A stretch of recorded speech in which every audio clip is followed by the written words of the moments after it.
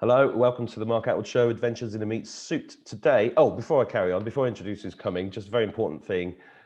The most important thing you can do if you're enjoying this channel is to sign up to my email address. It's in the description box below. Look for Mark Attwood's links and get on that list because, I've already been taken down once and I'm still here for some reason. I don't know why, but email is by far the best way to stay in touch. So today's adventure in a meat suit belongs to a gentleman called William O'Leary. Hello, William. How are you?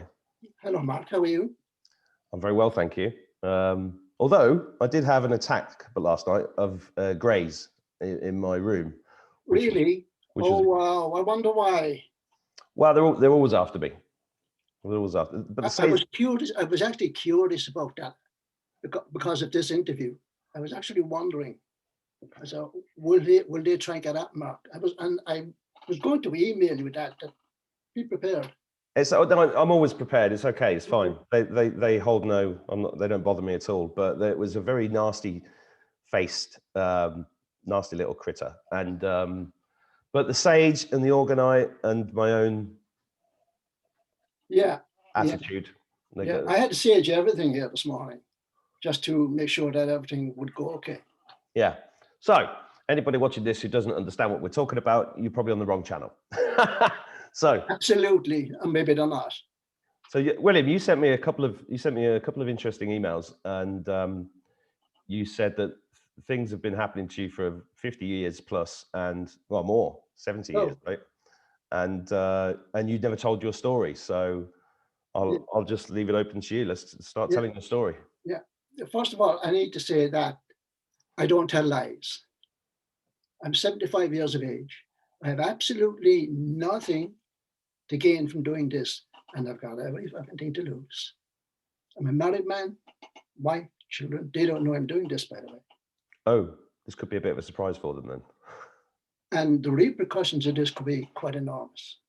Okay, so I understand that. So the first question I've got for you is why are you speaking to me about this today? Well, a few nights ago, just before I made contact, I was doing my meditation, right? And about 10 minutes in, this remembrance came in. And that is a story in itself. This remembrance. What it was is that I usually go in town once a week, and I go to what is called the English market.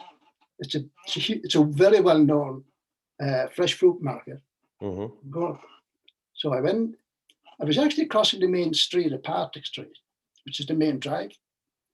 And I remembered when I was in the middle of the road, and suddenly I was urged to go somewhere else. Okay, I've learned not to question that anymore. Yeah. So I said, yeah. So I walked across, and I actually walked straight past the entrance into the market. And I walked about a further 10 minutes over to a place called the South Convent, which is about 10 minutes further on. And I had heard about this place, that it was recently being refurbished and done up, and gardens beautifully laid out. So yeah, I said, go ahead, head away over. And as I was just coming to the front entrance, I was on the other side of the street, I noticed there was a lady in a wheelchair. Had been pushed by her, I presume, her husband, and she was coming up against me. But I had reached the dip in the path to cross the road, so I was aware of her. But I crossed the road, went into the convent, up into the gardens, beautifully laid out. So I was sitting down, the sun was shining for the change, and I was enjoying myself, enjoying the sunshine, just waiting. And I saw movement on my right hand side. I looked over, and there was the woman in the wheelchair. And I said, okay, here I go.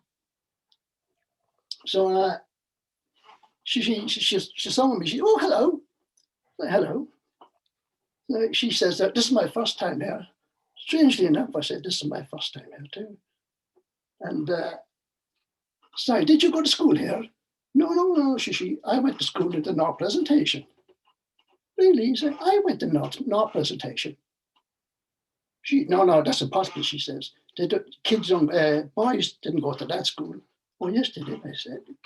From the junior, you go junior infants. And she, yeah, but the boys used a separate entrance into that school. But we got talking. I mean, she was very well dressed, walking, really. Not sure that she looked like she didn't need a bob, Very well dressed. Why can appearances be deceiving? So she came over to me and we're chatting. She got a tongue like this. So, what do you do? I said, yeah, I do kind of healings on people. And she, oh yeah, and we started talking.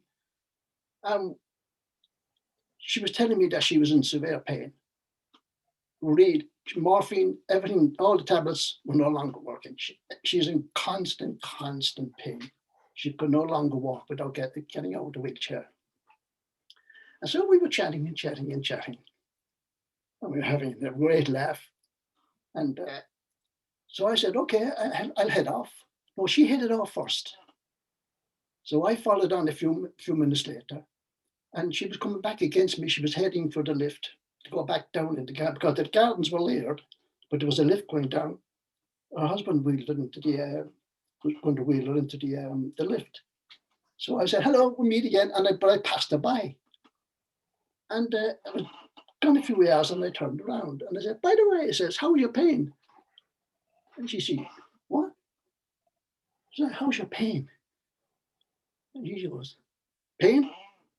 And she looked at her husband like that. Hey, pain? I've no pain. And she looked down at me. She wheeled the wheelchair down to me.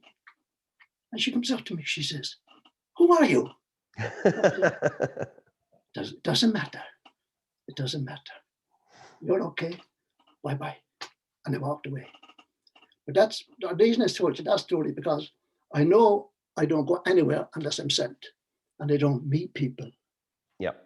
Unless it's for a reason. So anyway, I get back, I was meditating, and that particular incident came into my mind. And then I said, okay, and I knew I wasn't to question, that I don't question anything too much. And then you came in. And Mark, what the fuck's this about? And I goes, am I supposed to talk to this guy? And you know when you say a lot, but you get the tingles. Yeah. I didn't get a tingle. I got an almighty fucking wallop. I went, oh! But I do get them occasionally, those big, huge wallops. But this was a big one. I said, okay, I get it then. So I don't go into the public. I don't do public. So the following morning,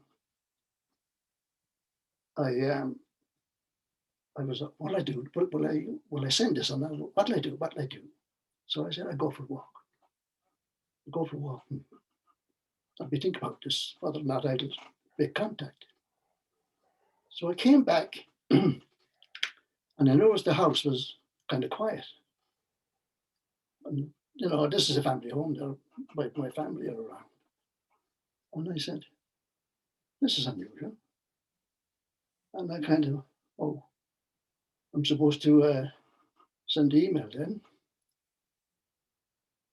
And then I'm going, okay. And I was contemplating. I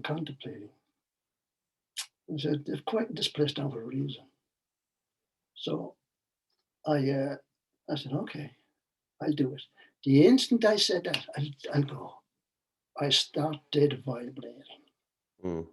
No idea. I was vibrating all over. Yeah, you said in your email you were shaking as you were writing it. Yeah, because even though that was a short email, it took me a long time to actually type it, because I was missing the keys, double tapping keys, everything. I was vibrating. And actually to press the send button took a great deal of effort because my whole body was going. Everything was going.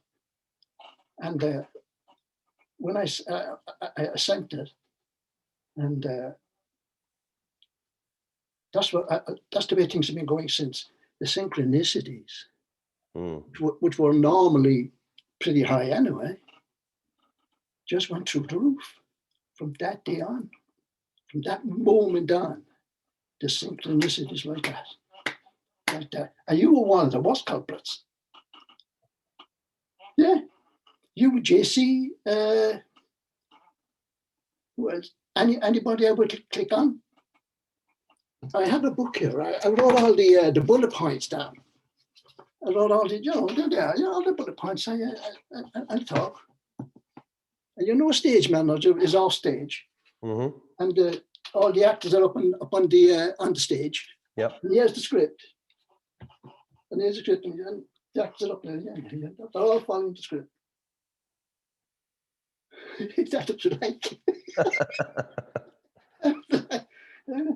Okay. But it got so much I couldn't take it anymore. I had a problem dealing with it. I couldn't stop listening to you. I did stop listening. I couldn't. Everybody was doing it. It was that constant. I just couldn't. I was overwhelmed with it. Yeah. I said, I can't take this. I really can't take this anymore. And then Saturday morning at 5 o'clock, I woke up and I was getting all these remembrances started coming in. And this is around 5 o'clock, and this is what I was doing. And all these were revelations that have been given to me. And I went, oh my God. And I don't do oh my God. And I don't do wow. But for 2 hours, that's all I was doing. Wow, oh my God, no. Things have been revealed all the time. For nearly an hour and a half, almost 2 hours. And I said, whoa. I couldn't believe it. And that's what I was doing. No. Sometimes I say you were scratching the head like that. Mm-hmm. Yeah, you know what that is, yeah? Mm-hmm. So I said, no. Oh my God. 2 hours. I was sweating. My whole body was sweating. And but when I looked at it, I saw my whole life lining up. Mm-hmm. I'm 75, so there was a whole lot to line up, right? It was like all the plants suddenly came up into line. Everything came into line. So I was able to see all the way back down. So you were having remembrances about your life, your 75 years as William. Yeah. Okay. Yeah. But I've been having the same thing. I've not been remembered 75 years as William, but I've been getting 50 years as Mark, and all these memories popping up, and I'm having to process them. Yeah. It's like having a review of your life. Yeah, but I thought I had processed them. I understood them, but no way. Well, same here. Yeah. Yeah. So let's go back to the beginning then, right? I'll take it back to the beginning. Yeah. In the beginning was the world, and the world was that's a bit too far back. When I was about 8 years old, 7 or 8 years old, I went for a swim. Well, but although I couldn't swim with my brother, my brother could swim, so he had all his buddies with him, and we went to a place called the Glen. The Glen, and there's a river flowing through the Glen, and the river had been dammed up, with a dam built as a dam, small dam that supplied a small chemical plant to a chemical factory further down. So this was a beautiful pool, deep, and it was one side had the wall was built up a little bit, but the other side was rock, just complete rock. And my brother and all his buddies were diving off of that. Now I was the youngest. Don't ask me how I wound up with my older brother, because older brothers won't take the smaller brothers along. That's right. So because I was by myself, and they were having a good old time, jumping off the rocks, diving in. So I decided that, I'd go in, and I was at the wall, and inside the wall there was a ladder. There's a ladder built into the wall. Okay, one of these iron ladders. Yeah. But for obviously cleaning out.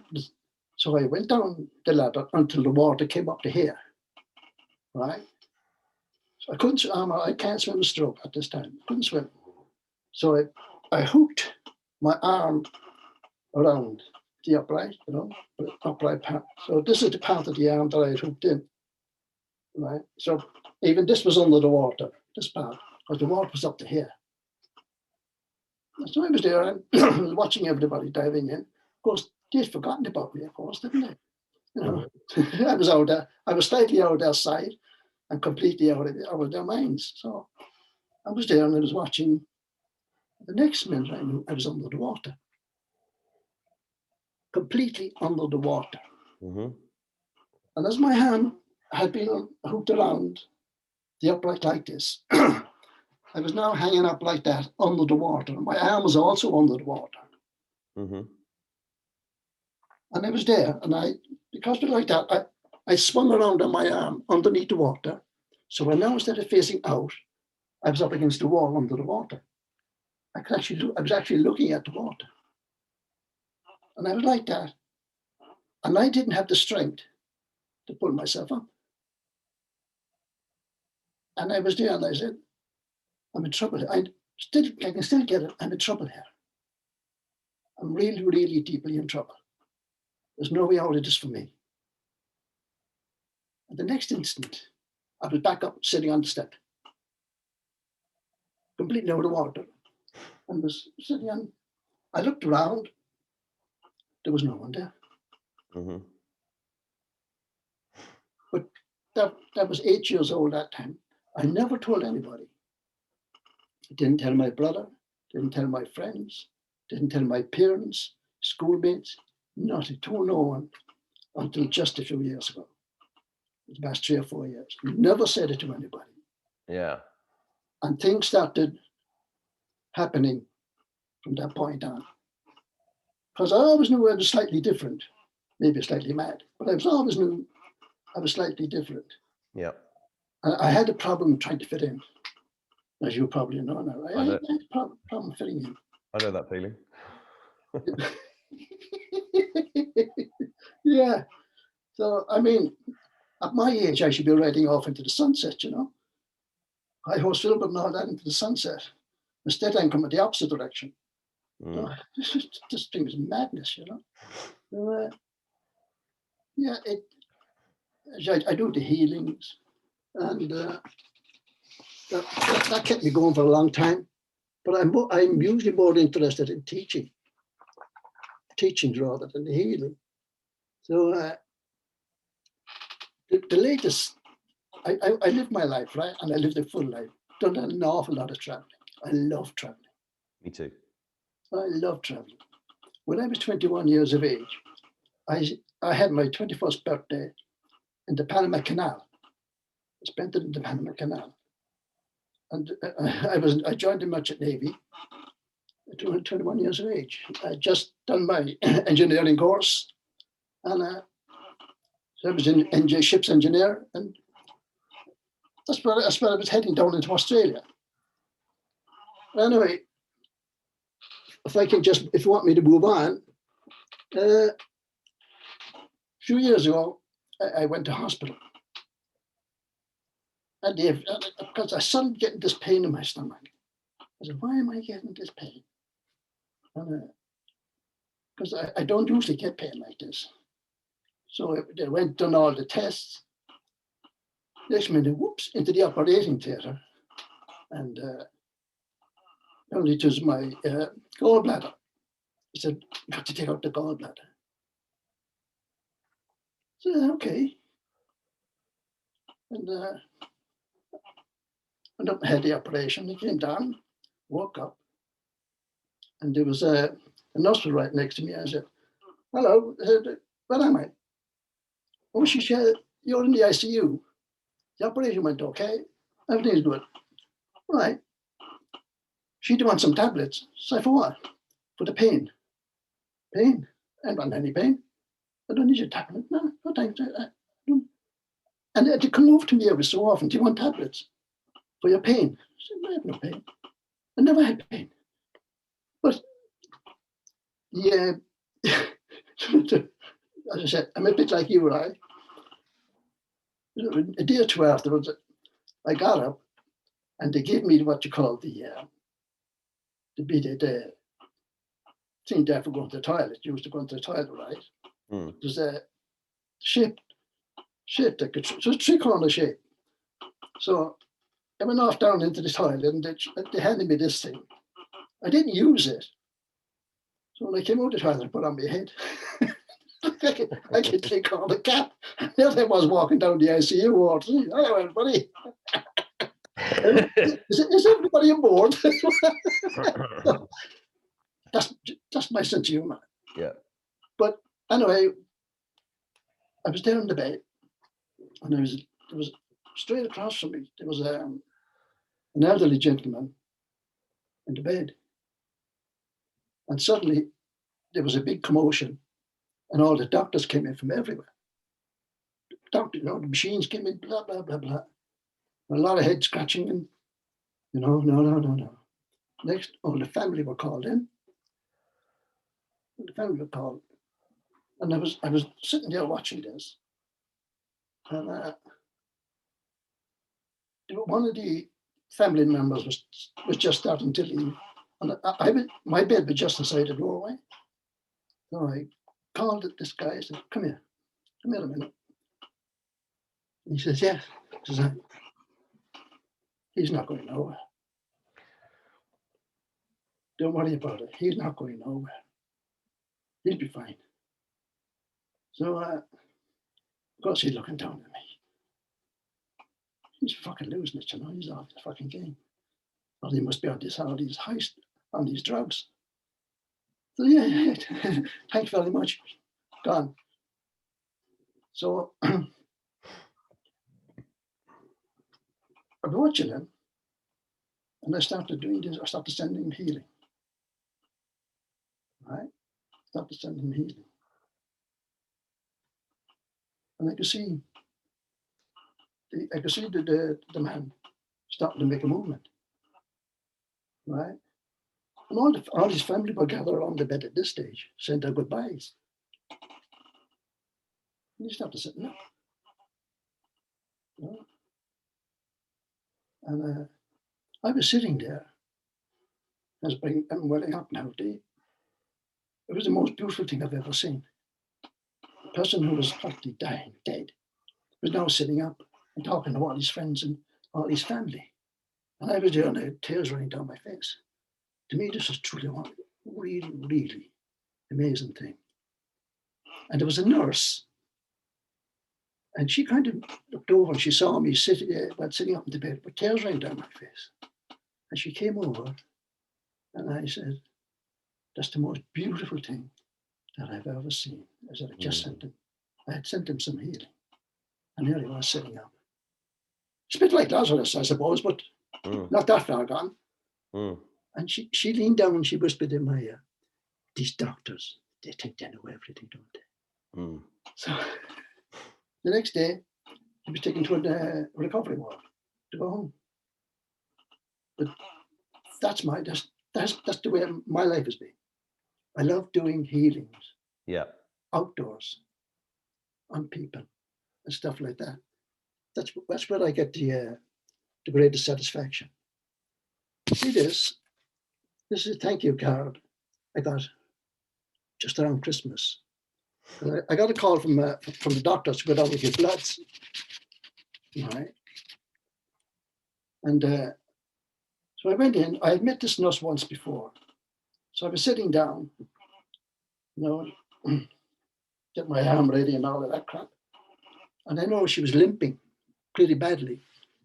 I looked at her and said, "What's with the leg?" I think I must have twisted or done something. Because I had to go to the doctor. I went to the doctor to get something for the pain. She's a nurse, she had to go to the doctor for the pain. So I said, you want me to help you?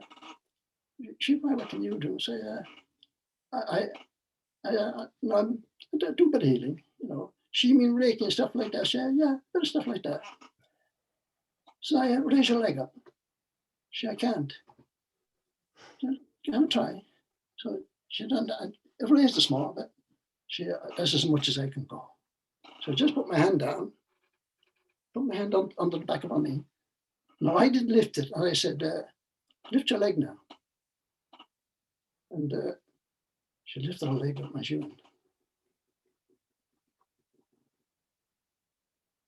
Oh my God. Oh my God. You know, she had to hug me. COVID or no COVID. Yeah. She had to hug me. And this is unbelievable. She said, yeah, but say, who's the patient there? She started laughing. She said, who's the patient? But for as long as I've been going down there, they never knew what I did. I've been going down to that surgery for years and years, just for the checkups and what have you. But anyway, I can do other things as well. I can do a lot of here. I can tell a lot of stuff. I can do a lot of stuff outside. People know what I can do. So when did you realize you were a healer? This was like in your... It was something I always wanted to do. It's when I was younger, I said to my family, I want to be a doctor. I want to be a doctor. Don't be kidding yourself. So that was the end of that. But the urge was always there. And, your journey to it, though, I assume, involved a lot of what people would call strange or paranormal experiences. So you've described what I think is being saved from drowning by an angel, by the sounds of it, already at the age of 7, correct? Yeah. By the way, have you ever read the book An Inquiry into the Existence of Guardian Angels by Pierre Jovanovic? No. It's a very good book. No. I've got loads of angel stories, actually, but this is your story today. So the angel is very important. Very important. And I need to go. The reason I'm going to tell you all this, Mark, because I'm building a picture up to where I'm eventually going to wind up, because it's quite astounding. And as I said, I probably will be stepping on a lot of toes. Okay. Okay, so a few years back, there was a knock on the door, went out, and I was given this registered envelope. It don't take two kinds of registered envelopes. So I noticed they had come from America. That's strange. Opened it up. It was a covering letter, and accompanied airmail, return address. Everything was complete in there. And I opened it up. I looked at the next page. The other page is attached to it. It was a contract. What's this contract? Official contract, right? So I've been looking at it. And he says, "Dear William, blah, blah, blah, blah, and we'll offer you, and we can give you all these millions. We'll offer you millions." So who was it from? So I was reading down, it said, Illuminati, Club of Illumination. It actually said that on the... Yeah, on the thing, Club of Illumination. What year was this? Well, how old were you? Oh no, I was, when I've been to possibly around 2000 or something like that. Somewhere around that time. The memories are going, by the way, which is if people are experiencing that, they're Ascension symptoms. It's part of Ascension. I mean, Yeah. Yesterday, I didn't know what day it was for about 3 hours, and I couldn't remember any words. It was really funny. Yeah, it'll get worse, believe me. So So it promised me everything. All these millions, introduction to all of the big names of the world, meet this personality, that personality, be taken. The only thing I do was attend their meetings, whatever they were in the world. So have you still got that contract? No. Why? No. Why did you get rid of it? I said it to someone, and they said, you need to burn that. Oh, really? Yeah. Why do you think it was sent to you? I didn't know at the time. So you didn't know at the time. You No. went to see somebody. They said burn it, so you burnt it and forgot about it. No, I was actually on the call, and they said, just burn it. Okay, so you did. So I did. And then I'm assuming this comes back and there's more. You found out more. Yeah, I got a second one not too long later. Okay. A few weeks later. But see, what really alerted me was that even though I would sign the contract, I would have to donate €5. And I said, hang on a minute.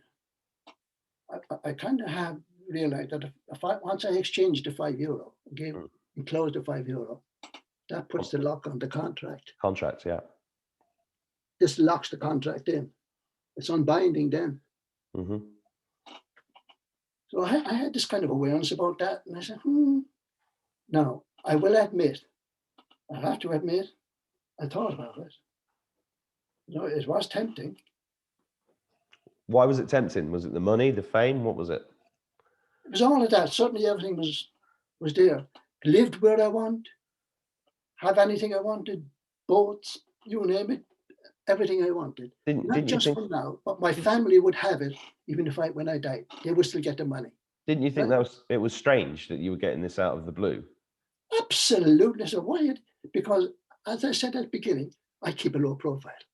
Yeah. This was pre-Facebook days. I wasn't on Facebook, so where did they get my name and address from? Yeah. Is it possible, William, that it was just like a scam, you know, and people use this contract and send out these? It costs more for them to send the envelope, to send the letter, than the €5. But I knew the €5 was locking this thing in for some reason. The €5 was important. So I ignored it. I wish you'd taken a picture of it. There was no phones on the cameras that time. If I was No, I know. There was none of that crap. Yeah. So I get a second one, right? Offering me more or less the same thing again. And I said, what the hell is all this about? I hadn't a clue, Mark. Really, I hadn't a clue. So I done the same with that one. I said, like, get rid of this thing. And I thought that'd be the end of it. Until things, I woke up one night and I couldn't breathe. I literally couldn't breathe. And it was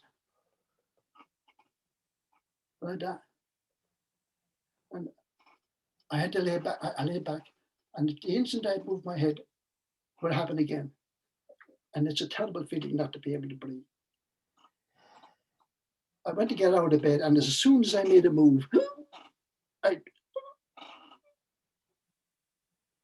that, and my wife was looking at me. You're all right, you're all right. Like that.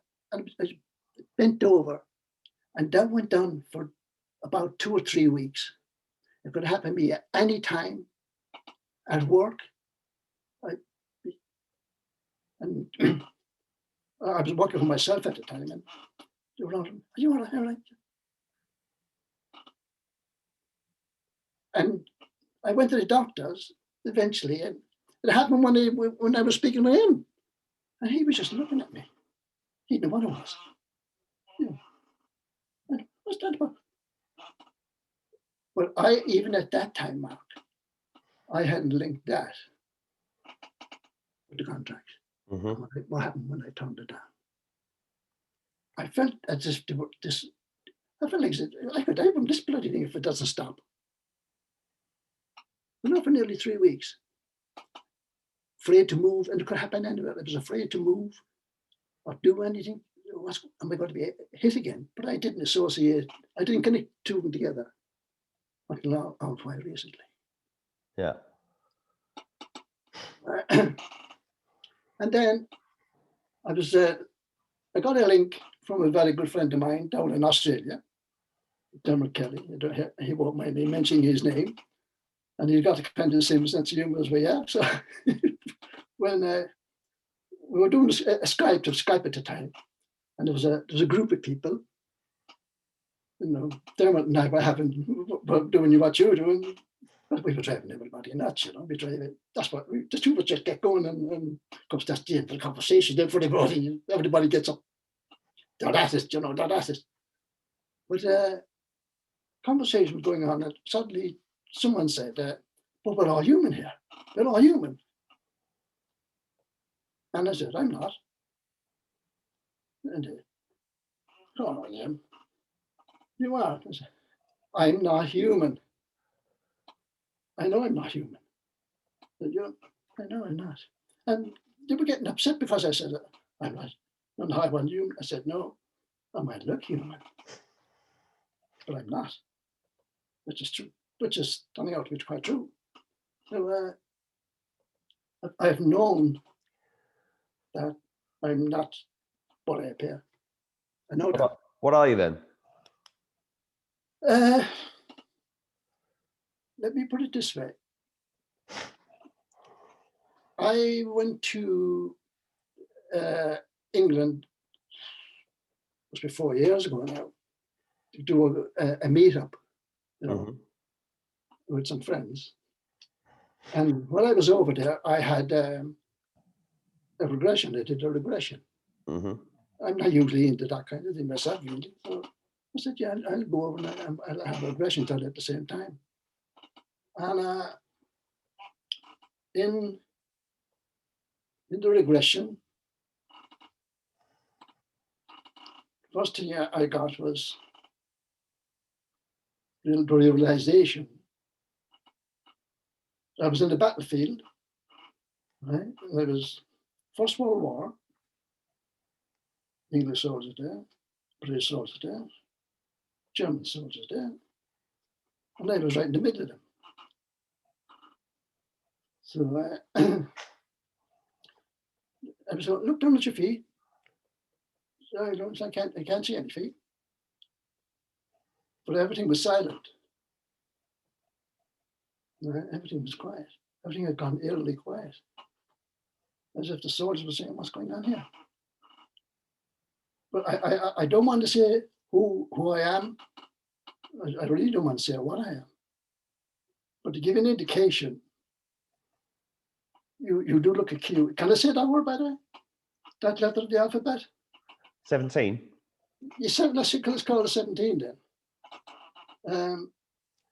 I was looking at that stuff, right? And Q put this post up. And I went, "Oh my God, this is beautiful."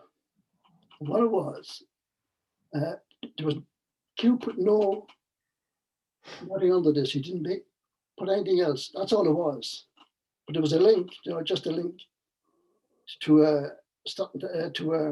anthem, right? But it was something about looking at this angel, right?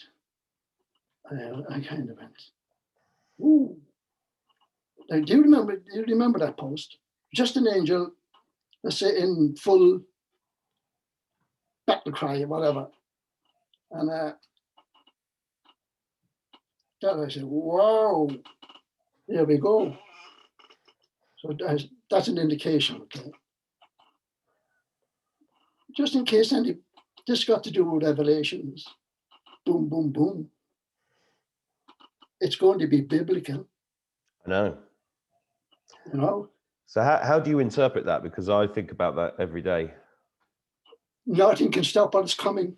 Yeah, well, it's funny because I'm getting, I can feel it getting closer, and I'm starting to have glimpses of it, and it's extraordinary. But I couldn't describe it to anybody at this point because it's like a picture it's out of focus at the moment. to me. Yeah, well, I may be putting it into focus for you now. Go on then. There, and I want to thank JC. Yeah. Because JC. the reason I wanted to explain Dermot Kelly is because Dermot sent me a link. To JC. What do you make of this one? What do you think of her? You know? So I clicked at it, and it was JC's first video. Yeah. I said, wow. And she started, she would say something, I go, yeah, okay. And she was starting to recall my memories. Yeah. Right. And all these memories started coming back. And I remember my dreams, but I witnessed the Ascension, what the Ascension way of coming in. I saw that. Right. Yeah. And what it was is that it came into me in a dream. You know these very weird little dreams you get, which are not really dreams. Yeah. So I was in a hotel. You had to be in a hotel. And all the people were over on the floor dancing. Right? Were dancing. And I was standing at a big picture window. And I was looking out. And I was looking at the hills, which were far away, you know. And I could see this. I was looking at it. I could see these. I couldn't quite make out what it was first. But what I was reminded of was like an army advancing, very, very close-knit army. And it was wall-to-wall stuff, right? But I didn't know what I was looking at. I couldn't make sense of it at the time. And I was watching this stuff, and I looked, and I would look at all the people dancing, you know, they're all giving it that, you know, music was blaring, and I said, look, come on, look, it's coming. Taking by a bit of notice. I said, it's coming, they're coming, look, it's coming. Next minute, there was this big giant of a beast. I wouldn't call it human. It had the appearance of human, but it wasn't quite human. And he was dressed, you know, in these Roman galleys. You've got the overseer walking up and down, the crack of the whip, you know, the way they're dressed in the leather and all that. Yeah. He leaned over the crowd and he pointed. They don't want to know. Get out. So I turned around to leave, and I had a really, really heavy heart. I was thinking, they should know. And I kept, they don't want to know. That phrase, they don't want to know, came back and hit me quite recently. And I said to a group of men I used to attend with in the men's shed, they knew I was a strange bloke. And they knew I had all this freaking knowledge and used to freak people out. I used to tell them stuff. And I said, well, if you want to know what life is going to be like in the future, we don't want to know. Well, I do, and everybody watching this does, so let's have it out. Now, the reason I'm telling you all this is because of what's going off, the crap that's going off now. Nothing to stop what is coming. Yeah. It's going to be biblical. Yeah. It is going to be biblical. I know. You know, a battlefield commander, if he's worth his salt, will never show his full strength to the opposing army. Yeah. You will always keep the best, whatever, in reserve. Right. And I've been aware for some time that this is what's going on here. 100%. The best will be kept at the back. Yeah. And I was always wondering, I know since I was born, that, and right up to now, that I was given all this knowledge. Yeah. And how I came to get this, by the way, I need to tell this story as well. I used to do a lot of traveling, and even though I qualified engineering, I wanted to do other jobs. And one of the things that would attract me was to be a truck driver, long distance truck driver.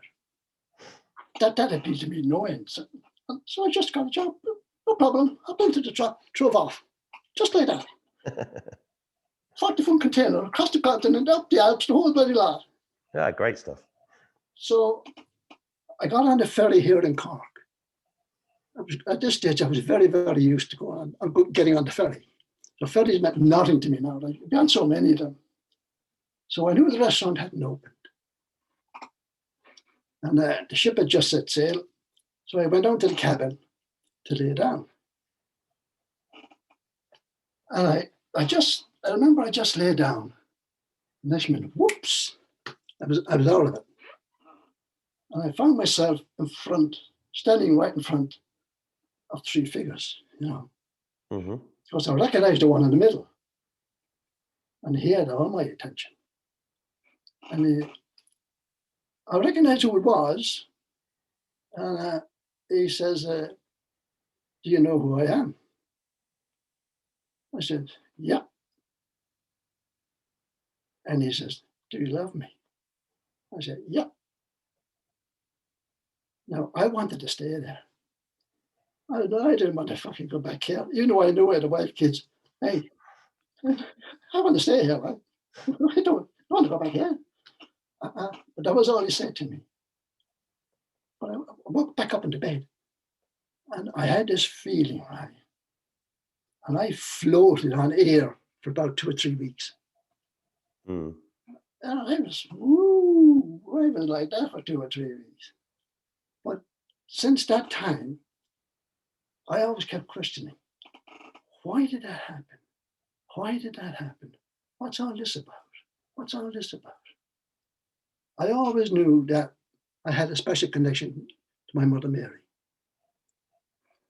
I had a special relationship. And I had developed this very special relationship with, I don't call him Jesus, by the way. That word never sounded right. I much prefer to call him Yeshua. To me, he's always Yeshua. And I have a very, very close relationship with him. Well, let me just tell you, when I was 7 or 8 years old, my great-grandfather told me a story about having a visitation very similar to this. Yeah. So, and I trusted him and loved him. He couldn't lie either. And so I've always been aware of this, and that energy has been flooding around me for the last couple of years. And so I totally accept what you're saying, is what I'm trying to say. There's a lady, I think she lived up around where you are there somewhere.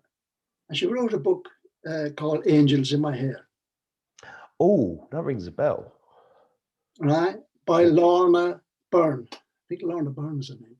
Lorna Byrne. Was it Lorna?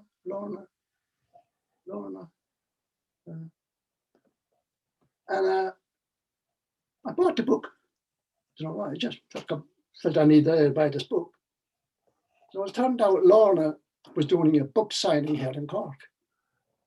So I said, okay, I go in and I meet her, and she probably signed the book. So I went in, and there was a queue of people going up to Lorna. And she would, for people who haven't read the book, Lorna had a very special connection to her angels all her life. Yeah, I've seen her being interviewed a few years ago. Yeah, you remember that with Gay Byrne on the Late Late Show? No, I don't watch RTE the same as I don't watch. Yeah, I don't blame you, but so I went up to get my books. It's like poison for the soul. There's a guy on that news. He's something else. Oh, they're I think they're all vril. I mean, I don't know why they had this guy stationed in America, because all he's doing is repeating exactly what everybody else is saying. No, it's about them. Yeah. But anyway, I went up to get my book signed. And I could see the people before me and she would give them their angel's name and any message that she was given, but she can see the angels. Yeah. Right. So I went up on my book and I handed her my book. Yeah. And she opened the book and say, what's Marion's name? And she went,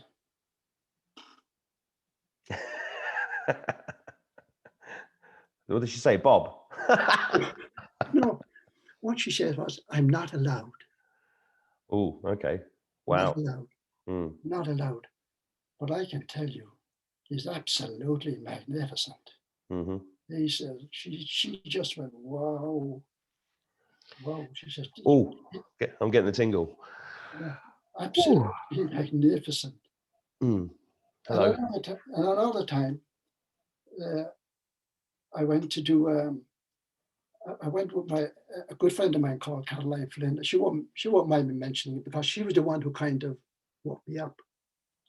She ran what we call cycle circles. And I was the only man there, by the way. Mm. Surrounded by women. It's quite funny, that, isn't it? It's very funny. Yeah, Always women, you know. Yeah, there's not many, not many blokes around that are comfortable talking about this stuff, even if it is happening to them. Yeah, I know. Mm. But after a while, I didn't mind, even though I was the eldest and was the only bloke there. I would start talking, and Caroline says to me, you know you're channeling. I said, what's that? It was the first time I ever heard the word. Channeling. No, what's that? But Caroline's first class. She's living in Cork. She's from Cork. She's a good friend of mine. She's a very, very good friend of mine. And she can see the stuff that I can do.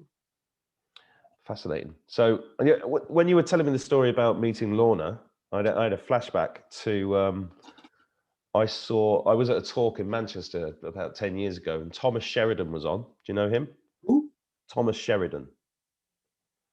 He's based in Sligo. He knows more about true Irish history and the occult. He wrote a book about the rise of the psychopath in corporations. He's a fascinating guy, but he calls people like us Q-tards. He really thinks that we're falling for some. So I have written to him a couple of times, but he's not responded. But the same day, there was also a chap called John Perkins who'd written a book called The Confessions of an Economic Hitman, and I was queuing up. He was former CIA, and he'd been involved in all the way that the Illuminati take over countries, under the guise of the CIA, and then rape them. And he used to work for them, but then he repented and wrote this book. He's written a couple of books now, and he's a very interesting guy. Anyway, so I'm stood in the queue, and he's signing books for people, and then I go to him, and then he puts his hand out. I hold his hand, and he just looks up at me, and just stares at me for like a minute.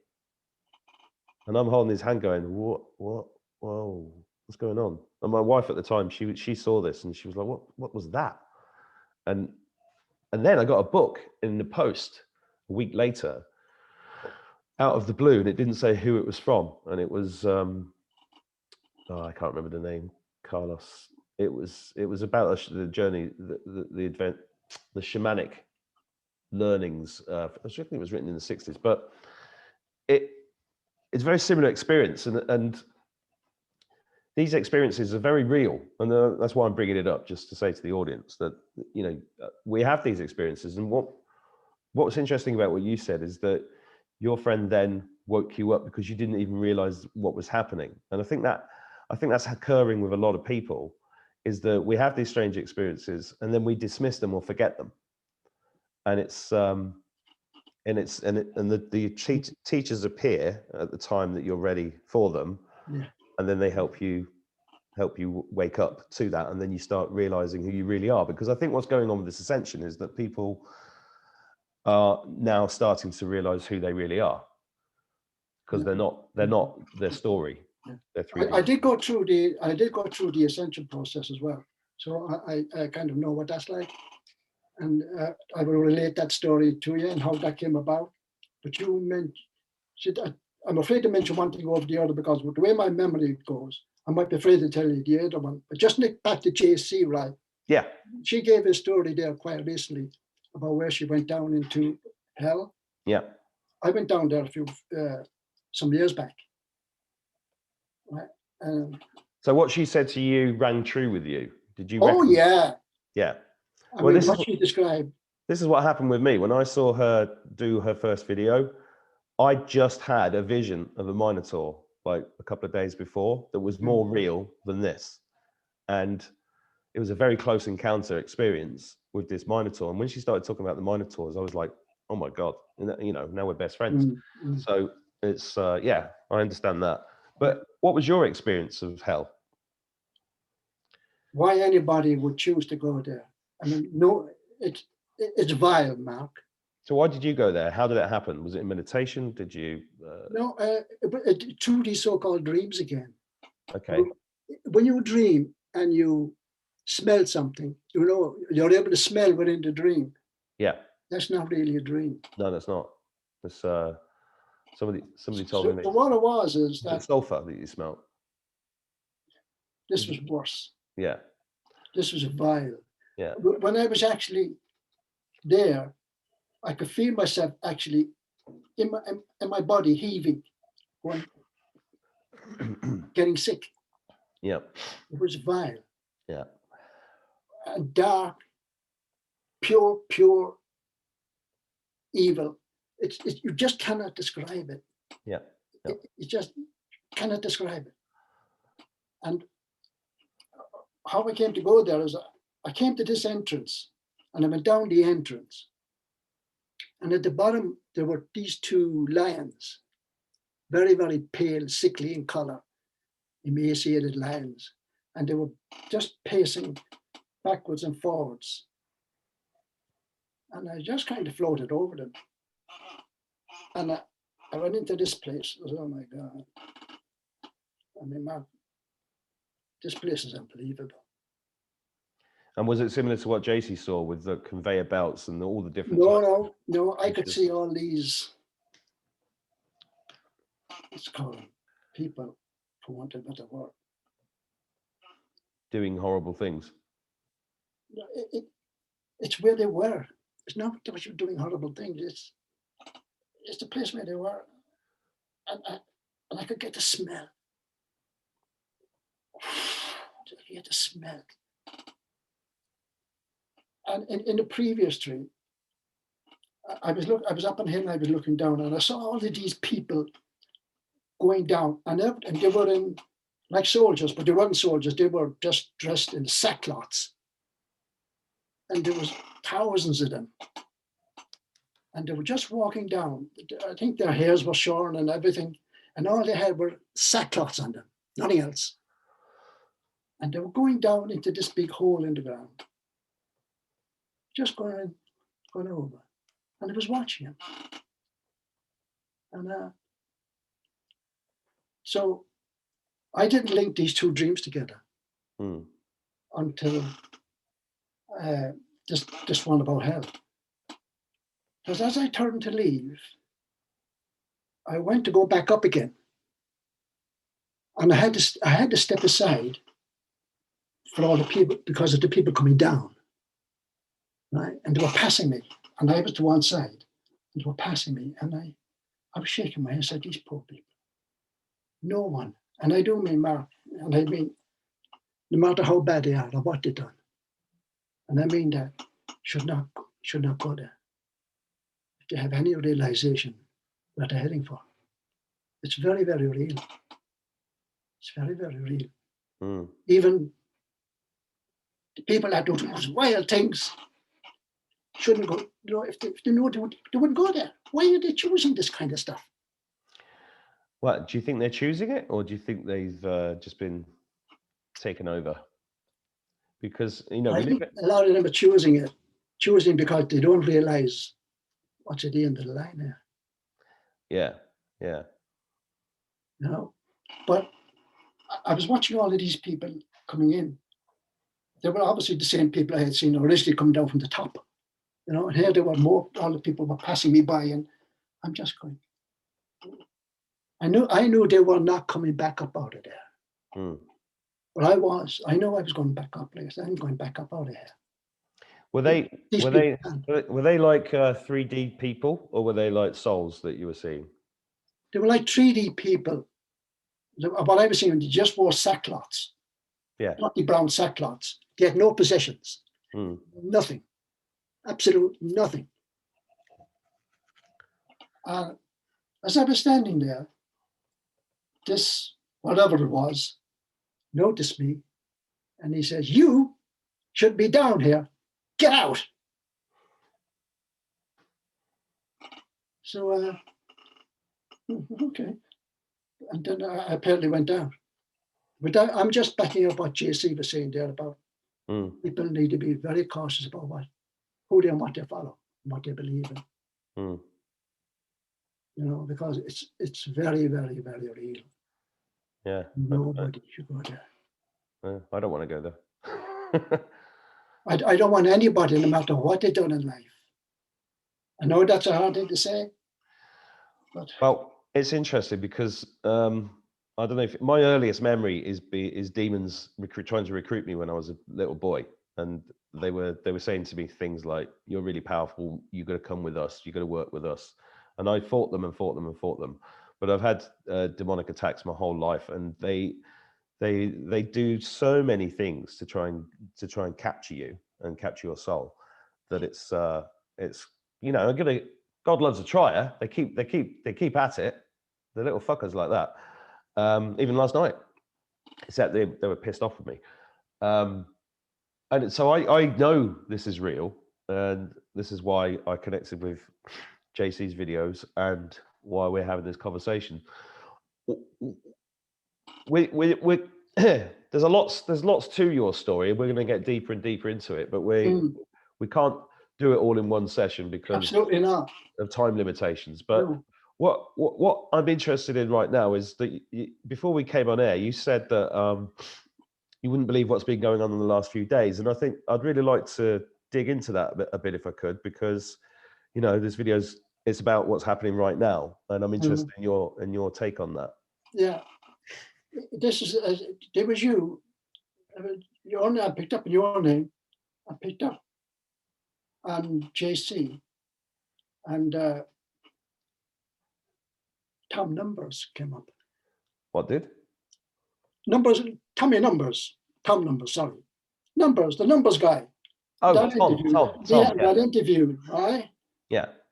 Now, I've seen that caption before. I've seen that guy's name, but I never bothered with it. I don't usually do that. So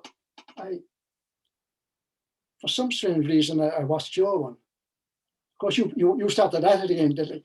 More bang, bang, more to the synchronicity started flaming happen. And oh yeah, let me just say this, right? So I logged yesterday. I've noticed that I've got two of my poems. One is called "The Best Is Yet to Come," which is about Donald Trump. It has currently got 45,000 views for the 45th president, and the other poem, "Where We Go One," which is really about Q, has got 17,000 views, and they've both been stuck on those numbers for a few days. I was going to send Tom a message about it this morning, but I had to do this call. I've had a dream about Donald Trump. I've had a couple of dreams about Donald Trump, and I was with him. He's there's more to Donald Trump than meets the eye. Oh yeah, oh yeah. But in these dreams, I was with him. So here I go off now again. When first time I ever laid eyes on Donald Trump was just as he announced that he was running for the election, and I looked at him. I said, "This guy's going to be elected. This is the next president here. It's going to be him, not Hillary." Oh God, no! Thank God she wasn't. Yeah, absolutely. But I used to say that to people, and they were, "Oh, Hillary's going to get in. Great." I mean, it was. I was recounting the story the other day. I was in Marrakesh in a hotel, and just had a meeting with some people that I was doing business with, and one of them owns a hotel over there, and she started talking about Hillary, and then I said something like, "Well, you know, Hillary is a satanic witch mass murderer, and the last thing we need is for her to become president because Donald Trump's actually saying some stuff that and she literally stood up and went 10 yards back against the window, and she was pressing herself against the window just because of the words coming out of my mouth. I didn't move. I stayed where I was. And then she was scrambling for her phone to get her husband to pick her up. I'd never seen anything like it. It was like this force came out and pushed her against the window. And that's, and it's been very similar for me with friends in the last year relating to Biden and Trump. You know, a lot of my friends think that I'm going down a really dark path. And I'm like, no, you're the one down the dark path. I'm going the path of light. And it's just amazing, isn't it? Just hold that thought with Biden, because I want to finish off about Donald Trump. There's a pub close by that's where they sell food and all of that. Beautiful food, beautiful grab. It's called Murphy's Rock.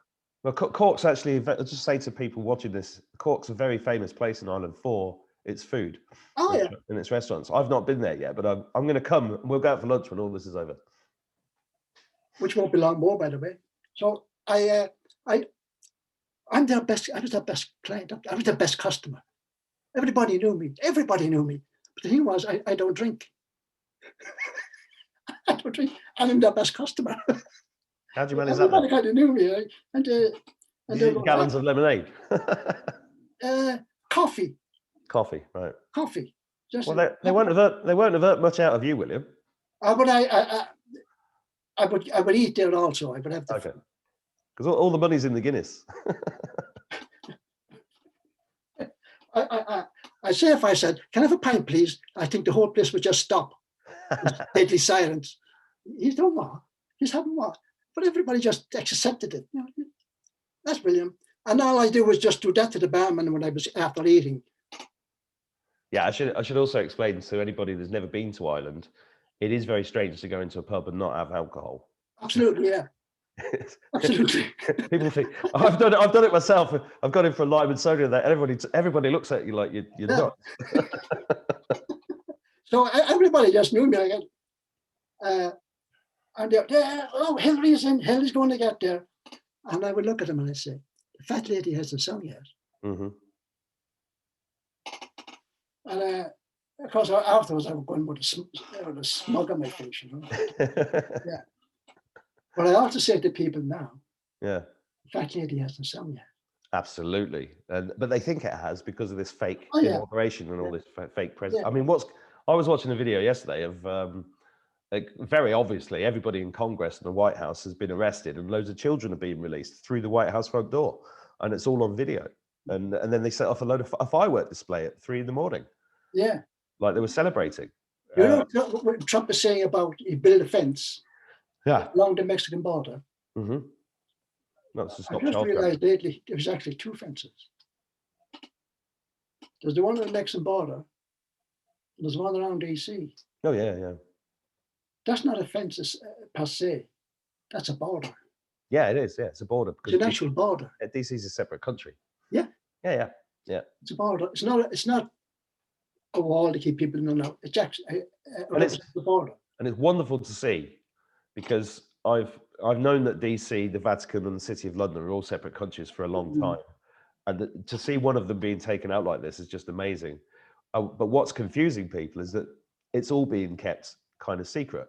So that's why everybody's scrambling for intel at the moment. That's why I think the answer isn't really about getting black and white information on the TV. It's about talking to people like you. So what have you seen, William? What have I seen? In the last 3 or 4 days. What I've seen is I've not the realization what is coming, that these secret troops that have been quiet all the time are now going to come to the fore. Mm-hmm. So this is just kind of a hope to that despondency that's out there. People are afraid, in fear of what they're after witnessing in all this election, this COVID stuff. It really is a dark place right now for these people, and it is what they're suffering. So now what I'm saying to you is, they can't stop what is coming. Okay, so can you be a little bit less cryptic and be specific about what's coming? The Great Awakening. The Great Awakening is what is coming. All I am, Mark, I'm only just a messenger here. Yeah, well, the Great Awakening's already happening. Yeah, I'm only a messenger. I'm a messenger in the service of my Father. That's what I'm doing here. Okay. So I'm just saying to people, hold the line. Hold the line. You haven't been forgotten about. Help is already here. It's already here. I sent you one of my first messages to you. Mm. And even then I was saying, why am I sending messages to this guy? Straight up, really. Why am I sending messages to this guy? Because that's just something I do, making contact with people. That's something I do. And Heather was thinking, she was the language of fucking sending stuff to you. So I even sent you this joke about the extension cord going over the flaming, the guy doing something connected into his car through his window, the extension. Oh yeah. I still don't get that. So yeah, it's all there. There's connection. What was I talking about? Yeah, it's all going to come. Don't worry about it. Yeah. Everything is in hand. You haven't been forgotten about. I totally get that. I get the tingle now. I know that. All my poems have been about giving people faith, strengthening their resolve, lifting their spirits. All the jokes are about lifting people's spirits. Yeah. It's not that I'm taking this thing lightly at all, because it's the most important work I've ever done doing this. But I still get comments saying, "Oh, you guys are crackers. Trump lost. Get over it. Only Satan has won." And I'm just batting them off, because I know that good is prevailing. But I also know that a lot of people watching this, everybody's scrambling around for facts and figures and photos and proof and blah blah blah blah blah. But I've been saying since I started this channel that this is a time of intuition. This is a time of looking inside and connecting with God in your own way, because you are a fractal of God. And that's what people really need to do. However, saying that, even though lots of people watching this will be those types of people, there will also be people out there saying, can you be more specific about when this good stuff's happening? Because you've already said it won't be long, but do you have an idea of how long and what? And I think what's really worrying people is that they can't necessarily visualize. I've been trying to visualize living in a higher dimension for many years, and it took me a long time to even understand what it meant. And I don't do this show saying I have all the answers. I do this show saying I have all the questions. So my question to you is, can you be more specific about it? Of course you are. No. It's okay if you can't. I'm just wondering if you can. Okay. Since I made contact with you, I've had this feeling in my stomach. My appetite went the whole lot. I do that to a lot of people. I usually make people feel sick. You do, yeah, and I'm not the least bit surprised. You would put anybody off. Exactly. Yeah. But this morning, actually, remember even getting out of bed this morning, I'm saying, will I do this? Will I do this? Because only yesterday, I was also be given some of the knock-on effects that if I do it, of what's likely to happen to what could potentially happen, because I will be I can tread on a lot of people, if you want to continue into part 2, on a lot of toes here. I would like to cover, if you want me to talk about this Nassar and stuff like that, I like to tell people my perspective again about that. I first heard that word over 15 years ago. So did I, yeah. And people have been burned by it, lost everything. Yeah.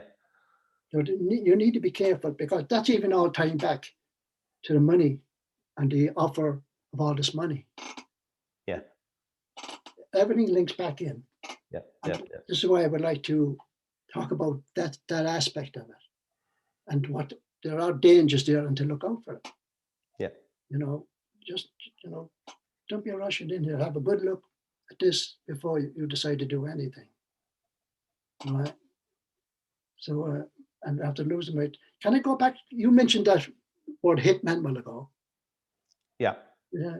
And immediately I recalled of a friend when I was in England that I had met. He's a Scottish guy, and he's in his late 30s, Ben, and big, strong, muscular guy, beautiful soul, beautiful person. And I met Ben, and we hit it off, you know. Yeah. And we were walking down. I don't even want to name the town now because I don't want the person who done the healing. I don't have any permission to give the name out, so that's why I'm not revealing that. So Ben and I were walking, and they go for a walk, and I happened to walk in front of Ben, and Ben went, "Whoa!" Ben saw me as I really am. And he said, "Whoa!" I said, "What's the matter?" He says, I just really seen you. I said, "Okay." And I knew at that stage what he was on about. And Ben had a very, very unusual story. That word you mentioned, Ben was one of these people that kind of went out and did that for the crowd we were mentioning a while ago. He's completely brainwashed. Mm-hmm. They go in and do the necessary, and come back out again, you know. But he was completely brainwashed. They were aware of what they're doing, but couldn't stop themselves. Yeah. But whatever happened at the last time was too much for Ben. I don't like mentioning his name now. I meant to call him another name, but obviously whatever went on, he wasn't going to do it anymore. Was he like a super soldier? Yeah, and he did tell me quite recently he's been to Mars. Yeah. He's now living, he is a Scottish guy. Yeah. So, yeah. So that's weird because most Scottish people have not been to Mars, but they have had a deep fried Mars bar. Not related in any way, just a shit gag. Would you? Yeah. But he was telling me that anytime I get a message for Ben, you know, can I come on? I know Ben is in a bad way. Right? And he'd bring me on to calm him down, just to calm him down, just to talk to him. But when Ben decided to get out of it, he didn't want any more. And he thought he would leave. They had other ideas. Yeah, they don't like you leaving. No. And he was on his bike one day, and he was T-boned with a car. Ben went off up into the air, came down and landed on his skull. Boom. Cracked his skull into different plates. So he hasn't been right. His head hasn't, it's not right since. He's getting these headaches and stuff like that. And he sees all these beings coming in, and they're just looking at him. And he's seen every one of them going way back. And they stick their heads through the wall, looking in, checking in. Anytime he go out, he knows that there are these, let's say, the people with the dark glasses and that are watching him. Not a very good, they're watching him. And he'd go up to him and say, "Having a nice day then," you know. He's letting them know, yeah, that he's aware that they're there to watch him. They got the helicopters flying around the roof all the time. He said, I happened to mention HARP not so long ago to him. He says, "Yeah," he said, "there's a HARP a couple of miles away. I know when it goes on." He says, "I get it in my head." He says, "I get it." You know, and he suffers from it. So all this HARP stuff is truly real. Yeah, I know it is. Yeah, I just explained to everybody.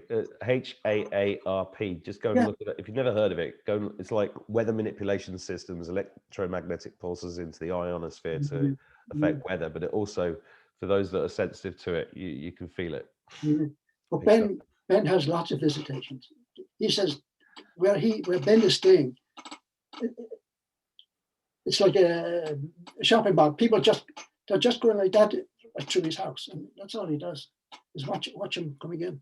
I have a friend around here, and she was in the house a month ago, and she said a Draco walked straight through the house, and all the time, yeah, and everybody thinks she's nuts, but she knows that I know that she's not nuts. So, Ben was he's not too far actually from Roslin Church.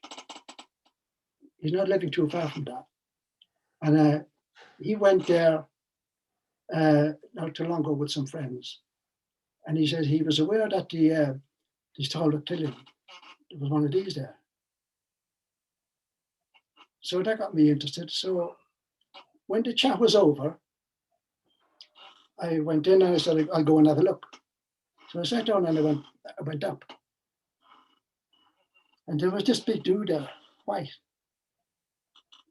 tall, everything. And he came over to me in an intimidating manner. Because I was, compared to him, I was fucking tiny, you know. I was looking up at him. And I was thinking, you're not going to intimidate me, pal. So I transmuted, if you want a better word, into my actual self. So I went up to him and I looked at him and I went, get out of here. And I pushed him. And I went at him again and I pushed him. I mean, I could even see what it's called a skin. It was white and all these kind of scale things that were on it. And I could actually feel it, you know, pushed him back like that. Get out of it. Don't intimidate me. But that's all I do to them. I leave them alone, or they leave me alone as long as I wasn't doing nothing to them. But this is all getting back to the Illuminati letter again. Mm-hmm. When I got these letters, they realized what I was. Long before I did. Oh yeah. By getting me over to their side. They know as soon as you incarnate, they know exactly who you are. Yeah. And that's actually Ben said that. He says they have the means to watch who's coming in.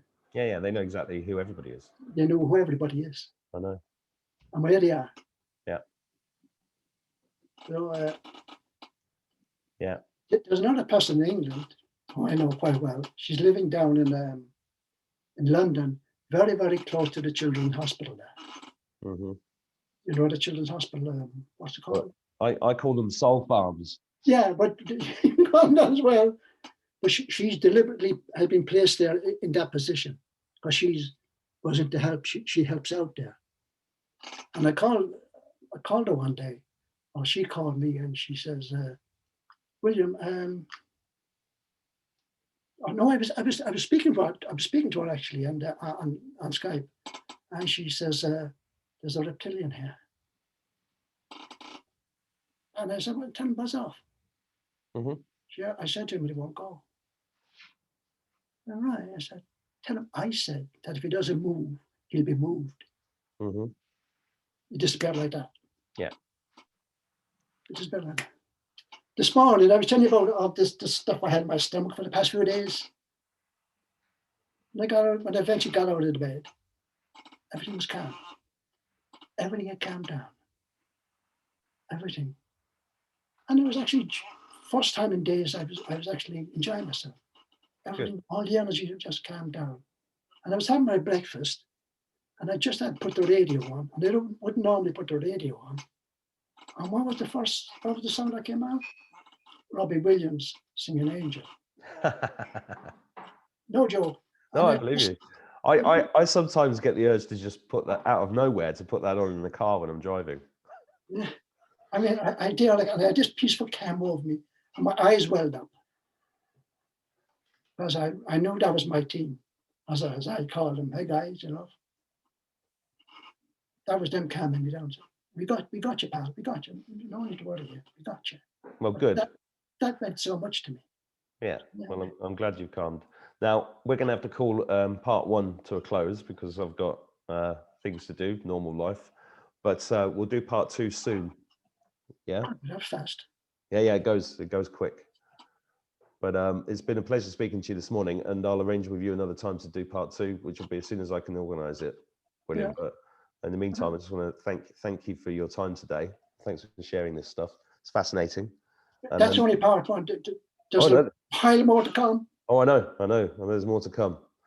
You've had not, as the fellow said, you ain't here nothing yet, pal. But the interesting thing about doing it in parts like this is that you get a chance to see people's comments and stuff like that, because that's always interesting. Yeah. Instead of doing the whole thing in one go. But I'm gonna have to love you and leave you. Have a wonderful day. And yeah, you too, Mark. And tell JC thanks. Well, you just told her, but I'll tell her. Yeah. And everybody else, especially numbers. Oh, I'll tell Tom as well. She'll be laughing because it's like we try to do this thing where I don't mention her in the video, so we've screwed that up today. So anyway, see you later. I'll see you later. Take care.